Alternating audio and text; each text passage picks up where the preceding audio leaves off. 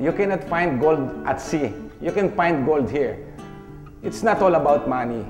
Gold, it's not about money. It's about family, your future with them, how to develop your children to be a very good citizen. And I found it on land. Yung iba, they were thinking, they are thinking na, maraming pera sa dagat. But you will lose your family naman. So, family is very important.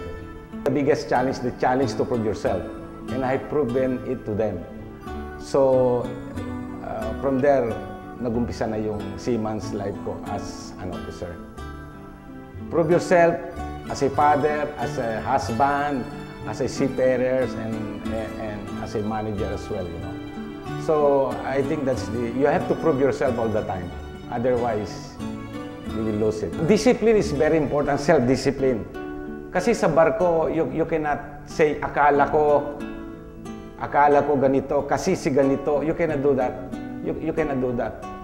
A single mistake will cause a very big problem on board, yung crew, cargo, and the vessel itself.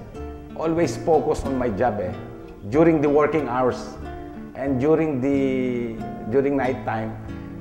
Doon ako gumagawa ng sulat expressing my loneliness, my love to my children and my family. Being a seafarer is parang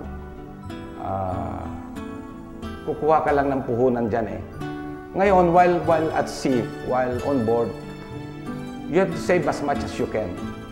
So I was able to save. I have my savings, I have my house, I have my lot, and I have enough for the education of my children.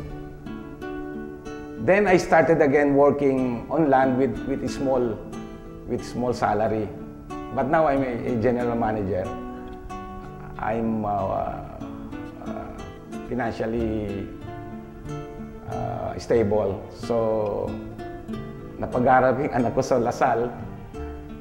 Puro mga professionals na sila. So, I think I might not be a very successful seafarer, but I'm a very successful father, successful employee. Ang masaya na ako doon. Actually, it's a matter of choice, but yung advice ko sa mga kadet, dapat pagpunta nyo sa barko, you aim hanggang mag-master at early age,